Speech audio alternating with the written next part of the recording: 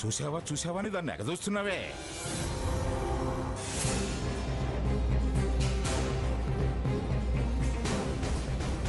ఏం మంగా, నీకు వాళ్ళలాగానే సీత చేసింది తప్పనిపిస్తుందా?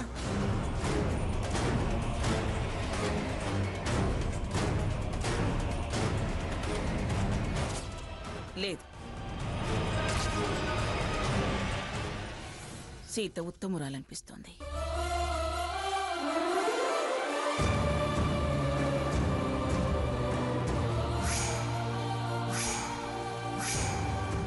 తనలో తాను నలిగిపోతూ చిన్న వయసులో పెద్ద బాధ్యత మోసిన పెద్ద మనసున్న గొప్ప వ్యక్తిలా అనిపిస్తుంది.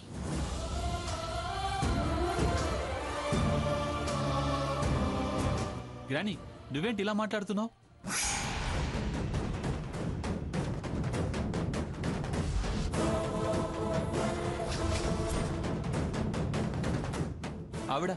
ఆవిడెవరు?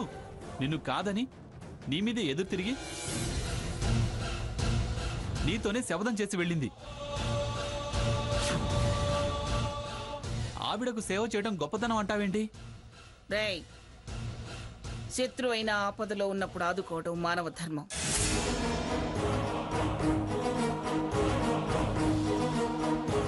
ఆ విషయం నిన్నే కదరా హారతి కారు చెడిపోయి ఒంటరిగా రోడ్డు మీద నిలబడితే వెళ్లి సాయం చేయమని చెప్పింది?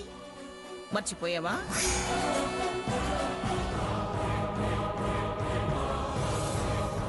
అది శత్రువురా.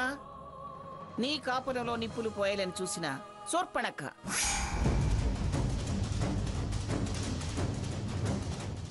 దాని విషయంలోనే అలా అన్నదాన్ని. ఈ విషయంలో సీతనెందుకు తప్పు పడతాను?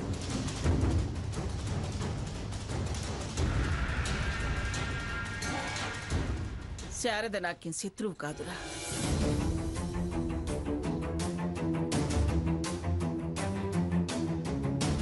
నా మాట కాదంటుందా అని పంతం పట్టాను.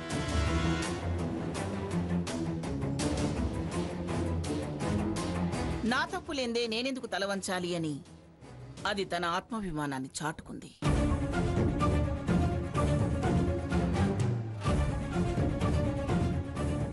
ఈ పరిస్థితుల్లో కూడా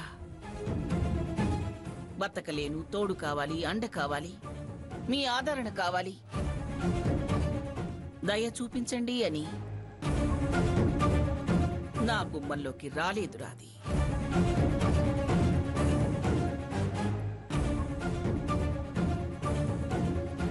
అంటే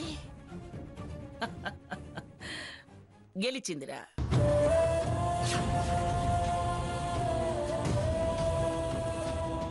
అది నన్ను గెలిపించింది.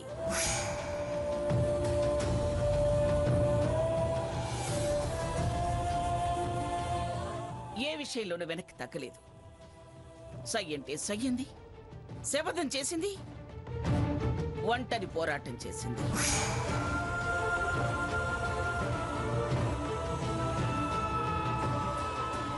ఒంటరిగా పోవటానికి కూడా సిద్ధపడిపోయింది.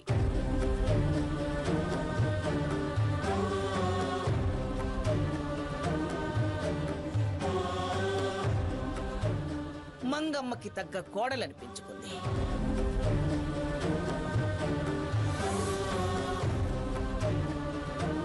మృత్యువుతో పోరాటానికి సిద్ధపడిపోయింది.